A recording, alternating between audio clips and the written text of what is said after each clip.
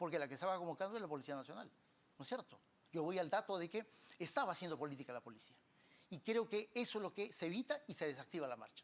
Pero en realidad yo creo que a esas de la crisis política y la grave crisis de derechos humanos que estamos viviendo, en realidad eso es lo menos importante.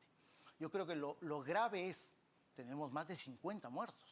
Y alguien tiene que hacerse cargo de ese tipo de sucesos particularmente violentos. El Ministerio Público está investigando en el caso de Ayacucho, de Puno, ¿no es cierto?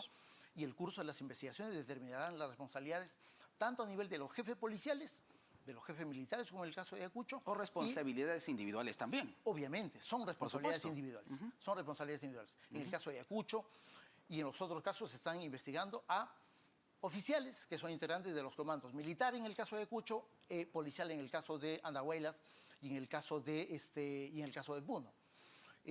No se está investigando a la Policía Nacional ni al Ejército, ¿no? A las responsabilidades que se supone dieron las órdenes o ejecutaron materialmente ese tipo de eventos. Eso es lo que me parece que es lo que...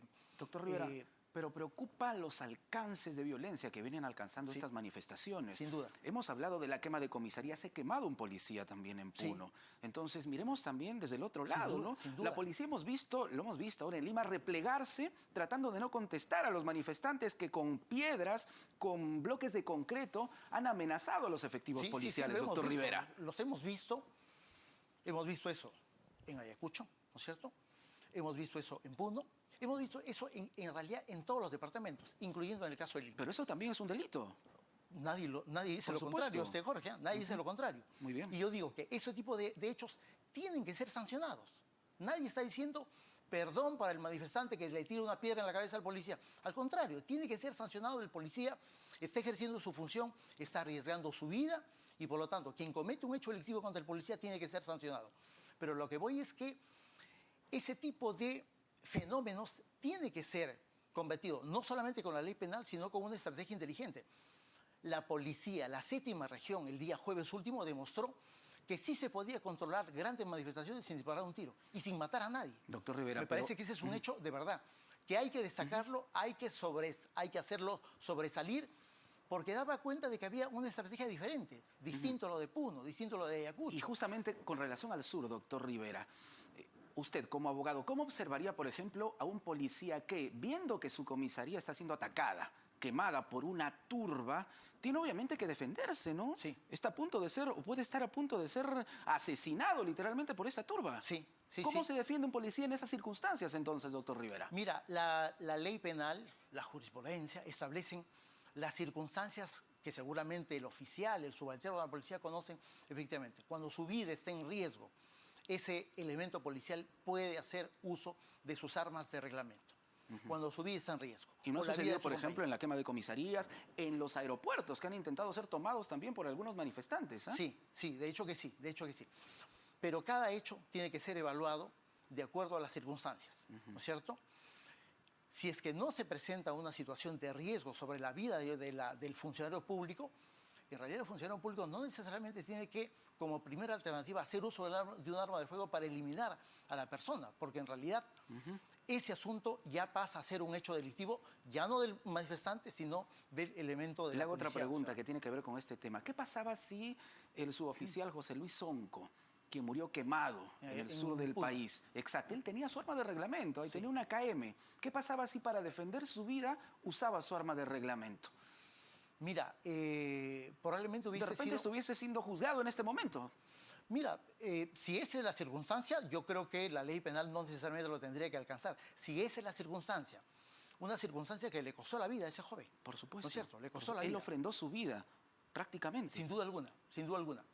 Pero de ser el caso que él hubiese tenido que defenderse de una amenaza no solamente inminente, sino superior a su persona, al compañero que estaba junto con él, el patrullero, seguramente él hubiese podido hacer uso de su arma de fuego. ¿Y por qué no pensar que, y eso se tendrá que investigar, ¿no? Algunos de los policías han tenido de repente que hacer lo mismo, en la toma de varios aeropuertos en el sur.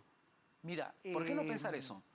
Hay que analizar, digamos, tendrá que ser el Ministerio Público, tendrá que ser el Ministerio Público el que determine, pero las investigaciones preliminares, que ya es obra en carpetas fiscales, en realidad no están dando cuenta de heridas mortales como consecuencia de un enfrentamiento, sino heridas mortales como consecuencia de la utilización de proyectiles de alta velocidad, como se suele decir, disparados a una distancia considerable, superior a los 50 o 100 metros, lo que da cuenta de que ya los hechos violentos no han sido de un enfrentamiento, digámoslo, como que cuerpo a cuerpo o en una circunstancia como la que el joven Sonko puede haber vivido, sino de una manera diferente, que es la razón por la cual el Ministerio Público... Y se lo preguntamos al doctor Rodríguez. ¿Cree usted que la respuesta policial pudo haber partido desde una situación de inminente riesgo de la vida del mismo policía, por ejemplo, doctor Rodríguez? Bueno, lo hemos visto lamentablemente en el sur del país, ¿no? Y esto es triste porque yo no me voy a cansar de decirlo. Yo tengo una conexión muy peculiar con el sur del Perú.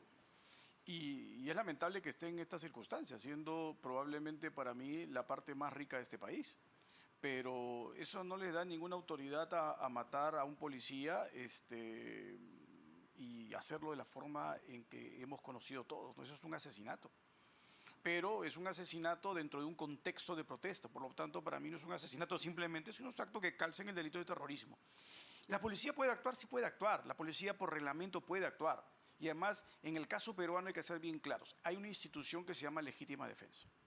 La legítima defensa lo que establece claramente es que yo no tengo por qué esperar ser agredido. O sea, yo no tengo por qué esperar recibir un golpe o recibir un balazo o recibir un cuchillazo. Si esa agresión es inminente, claramente la Constitución permite que yo haga una repulsa de esa agresión. Evidentemente bajo estándares de racionalidad.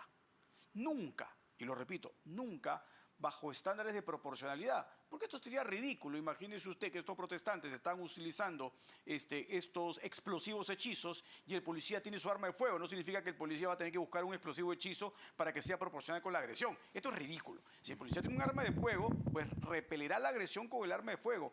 Cuando en esas circunstancias ya no se trata simplemente de que él está actuando para poder darle seguridad a los ciudadanos, sino cuando lo que está defendiendo es su vida o su integridad física. Ahí opera la legítima defensa y ahí este policía, si no me equivoco, brigadier Sonko, evidentemente tuvo una actitud como tú lo has dicho, ha ofrendado su vida a la patria y yo no entiendo por qué el Congreso de la República no establece la moción para poder ser declarado héroe nacional. Porque se ha visto un comportamiento, y en eso coincido con Carlos, absolutamente íntegro de la policía durante estas protestas en Lima. Íntegro, a pesar de las lesiones que han tenido los efectivos policiales, y lesiones muy severas. Entonces, los grandes lesionados acá son los policías que se colocan en unas circunstancias absolutamente muy difíciles ante, pues yo creo, un Estado que está evidenciando una absoluta debilidad para poder contener estos actos delictivos. Si nos vamos a los países en donde los estándares constitucionales y de derechos individuales están en lo más alto, ninguno de estos países soportaría siquiera mínimamente que a un policía se le trate como acá se le ha tratado. La respuesta sería inmediatamente muy clara. Y no me refiero a Estados Unidos, que es clarísimo que al policía ni se le toca. Ojo, me refiero a España, Alemania, Italia, Francia. Los nórdicos, ni qué decirlo. En el preciso momento que un policía es agredido, inmediatamente a esa persona se le reduce y se utiliza la fuerza que la Constitución les autoriza y garantiza. Acá, lamentablemente, esto ha sido satanizado y por eso los policías no hacen uso de aquello que la Constitución les faculta. Y que quede claro que todos exigimos una investigación para precisamente identificar a todos quienes han podido cometer excesos de ambas partes. Que eso quede claro. Por eso inicié diciendo, acá la violencia no se acepta a nadie. Exactamente. En realidad, más que excesos, son crímenes, ¿no? Porque por eso las investigaciones están abiertas tanto por homicidio calificado, asesinato, como por lesiones graves, ¿no? Una pregunta para ambos. ¿Cómo podemos desbloquear nuestras carreteras en este momento? Hay cerca de 150 puntos en las carreteras bloqueados y eso es un delito que tiene una sanción, una pena de hasta 10 años de cárcel, pero hasta el momento no vemos que una sola persona haya sido metida a la cárcel por ese delito. Hay gente que está muriendo en las carreteras y eso lo ha dicho la misma Defensoría del Pueblo. Entonces, ¿cómo desbloquear nuestras carreteras sin cometer excesos, doctor Rivera? Mira, dado que el problema en general que estamos viviendo desde el 7 de diciembre es un problema de carácter político, creo yo, sin dejar de desconocer la acción represiva, la acción decidida de parte de la policía en cumplir esa misión, creo que tiene que haber una alternativa de carácter político también. Es decir, de nada sirve desbloquear una carretera si el problema político que está originando todo persiste. Ese creo que es un error. Es decir, no cometamos el error que hemos cometido en los años 80, 90, de decir que sean los policías y que sean los militares los que me resuelven los problemas de la política. Ese en realidad es un gravísimo error. El Perú está viviendo ahora una crisis política, ¿no es cierto? Y parte de la solución de ese problema tiene que ver con que se abra canales de diálogo, puentes de comunicación, como lo ha solicitado hasta el propio representante del Alto Comisionado de Naciones Unidas para los Derechos Humanos el último viernes. Es decir, hay una inexistencia de comunicación en el Perú. Pero claro, ese es un punto elemental, ¿no es cierto?, para resolver la crisis política en general. Lo que tú preguntas, a mí me parece que sí, es un elemento fundamental. Es la policía la que tiene que cumplir esa misión, ¿no es cierto? No tengo ninguna duda. Bajo principios de respeto a los derechos fundamentales, bajo principios de respeto a la propiedad pública y a la propiedad privada y bajo el respeto de los derechos del resto de personas que no necesariamente están manifestando y que tienen el legítimo derecho de transitar libremente por este país, ¿no? Doctor Rivera, la misma interrogante. ¿Cómo desbloqueamos nuestras carreteras sin llegar a excesos, doctor Rodríguez? Porque ya estamos, imagínese, 7 semanas con carreteras bloqueadas. Hay gente que realmente le está pasando muy mal, varados en las vías de comunicación. Mira, Jorge, acá hay que ser bastante claros. Primero, obviamente tenemos una medida que tiene que ser inmediata. Y la medida inmediata, aquí y en cualquier otro lugar del mundo, tiene que ser la medida de carácter represivo. O sea, personas tienen que recibir la represión constitucionalmente establecida. De la mano de eso después tiene que venir la parte punitiva. O sea, las personas tienen que ser castigadas penalmente. Primero tengo que sacarlos de ahí. Sacarlos de ahí porque un pequeño grupo afecta a un enorme colectivo, no solo a los que están ahí varados. El daño económico a los grandes emprendedores que tiene este país es evidentemente muy grande.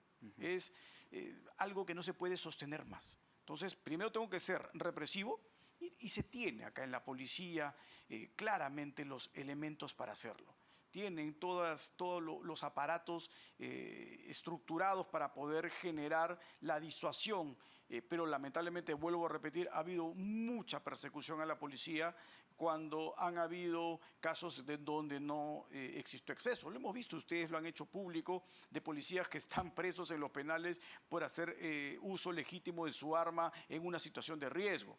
Entonces, como ello ha sucedido así, no en un caso, el caso de Piura, el caso acá en Lima, y esto genera en la policía un temor de actuar conforme dice el reglamento, porque acaban diciéndole que actuando como dice tu reglamento te acabo castigando y persiguiendo penalmente. Eso no puede de ninguna manera prosperar más, porque una policía que no siente respaldo de las instituciones del Estado evidentemente no va a actuar conforme está facultada. Eso es lo primero. Y lo segundo que hay que ser también bastante claro respecto al otro ámbito es que la única posibilidad para que esto llegue a buen puerto es evidentemente comprometer a las autoridades competentes de esas localidades y de la mano de ello a los grandes actores de las instituciones de la sociedad civil, que el día de hoy lamentablemente, más allá de la presencia de la Iglesia, los demás mudos.